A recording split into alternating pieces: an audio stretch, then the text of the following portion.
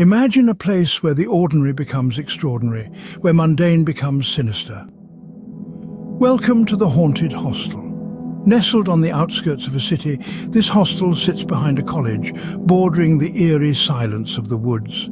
Its only companions are a desolate road, a small grocery shop, and a cafeteria outside the college campus. Enter Morgan, a 22-year-old, bright-eyed and full of anticipation.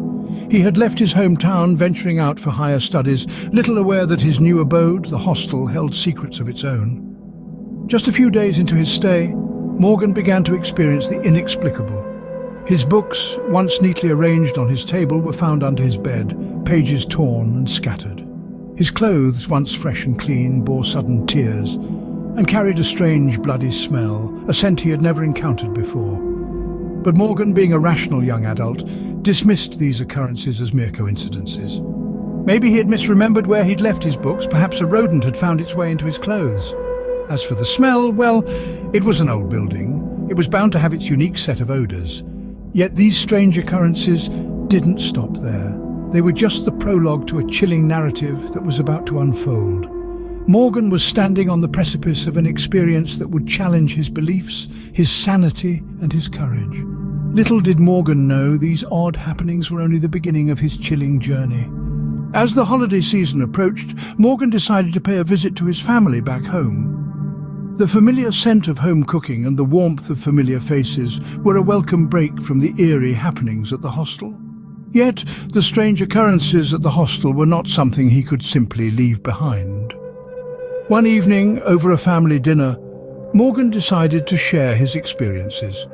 He narrated the inexplicable events, from his missing books found under the bed with torn pages, to his mysteriously shredded clothes that reeked of a blood smell he had never encountered before. His words hung heavy in the room, casting a shadow over the otherwise cheerful atmosphere. His mother, Sandra, a woman of deep faith, listened with growing concern. Her eyes filled with worry as she subtly crossed herself, a silent prayer escaping her lips. His father, Reagan, on the other hand, was a staunch atheist. He chuckled at Morgan's stories, dismissing them as mere figments of an overactive imagination fueled by the isolation of the hostel. He believed that his son was merely homesick and longing for the comfort of the familiar. The stark contrast in their reactions was as different as night and day. Sandra, although worried, chose to remain silent, not wanting to fuel the mounting tension. Reagan, on the other hand, laughed it off, refusing to entertain the idea of the supernatural. As Morgan's holiday visit came to an end, he couldn't help but feel a sense of dread creeping in. His mother's worried glances and his father's dismissive laughter echoed in his mind as he packed his bags. He tried to shake off the unsettling feeling, telling himself he was just being paranoid. With the holiday visit over, Morgan returned to his hostel, unaware of the escalating horrors that awaited him. Little did he know, the strange occurrences he had experienced were just the tip of the iceberg, a prelude to a sinister tale that was yet to unfold. Back in his hostel room, Morgan was greeted not with the comfort of familiarity, but with an intensifying sense of dread. The once mundane environment was now a breeding ground for the inexplicable. His world was changing, and not for the better. Fear was his constant companion, a relentless presence that refused to be ignored. His days were filled with strange occurrences that defied explanation. The familiar comfort of his shower was tainted by an unexplained phenomenon. Blood drops, as chilling as they were inexplicable, began to pour from the showerhead, staining the pristine white tiles with a sinister hue. An ordinary routine had turned into a horrifying experience, whispering tales of the unknown. His nights, once a refuge, were now haunted by dreams of an unsettling nature. Images too terrifying to describe found their way into his subconscious, turning the solace of sleep into a battleground of fear. Every dream was a journey into a realm of horror, each more terrifying than the last. The line between reality and nightmare was blurring, the darkness of his dreams seeping into his waking life. One night, a chill ran down his spine as he felt an unseen force tugging at his blanket. With a swift, forceful pull, it was yanked away, discarded on the cold, unforgiving floor. The room was silent, void of any presence, yet the air was thick with dread. He was alone, but he felt watched, targeted. His sanctuary had turned into a stage for the unseen to play their terrifying games. Morgan's life was transforming into a solitary confinement of terror. His days were plagued with unexplainable phenomena, his nights haunted by nightmares and unseen forces. His fear was palpable, his isolation complete. Friends turned a deaf ear to his pleas, dismissing his experiences as mere figments of an overactive imagination. As fear turned into terror, Morgan's life was spiraling into a supernatural nightmare. The haunting had intensified, the unseen forces growing bolder, more malevolent. His reality was unraveling, his sanity threatened. But this was just the beginning of Morgan's chilling ordeal. As Morgan's terror peaked, the unthinkable happened. He started calling out strange names, names that belonged to no one in the college. This was not the Morgan everyone knew. A once jovial character was now a shell of his former self, consumed by an eerie otherness. His voice, once filled with laughter and life, now echoed with an unsettling chill, sending shivers down the spines of those who heard him. His friend Rick, shaken by this transformation, couldn't stand by idly. He, along with Professor Joseph, a respected figure in the college and a devout man of faith, delved into the archives of the college, sifting through decades of dusty records in an attempt to make sense of the names Morgan was uttering. Days turned into nights, the search was relentless, but the names found no match. The mystery deepened, the inexplicable became the undeniable. Something was definitely wrong with Morgan. Meanwhile, Morgan's condition deteriorated. His once bright eyes were now hollow, his robust laughter replaced by haunting whispers. His dreams were no longer dreams, but nightmarish realities that he lived every single day. Then, the realization struck Professor Joseph like a bolt of lightning. The names, the inexplicable behavior, the escalating terror, it all pointed towards one chilling conclusion. Morgan was not merely haunted by an unseen presence, he was possessed. Professor Joseph, a man of strong faith, knew the signs all too well. He had read about such cases, heard about them in hushed tones, but to witness it firsthand was something else entirely. The once skeptical scholar was now a believer, not by choice, but by the harsh reality that stared him in the face. The truth was horrifying. Morgan was in the grip of an unknown, malevolent force. A force that was not just haunting him, but had taken hold of him, manipulating his every action, every thought, every word. The once vibrant student was now a vessel for something far more sinister, something that belonged not to this world, but to the world beyond. This was not just a case of a haunted hostel, but a tale of an unearthly possession. With Morgan's condition worsening, his family and the college authorities were left with a difficult decision. Panic had started to ripple through the campus as news of Morgan's bizarre behavior spread like wildfire. The police were called to the scene, their stern and serious faces only adding to the tension that was already thick in the air.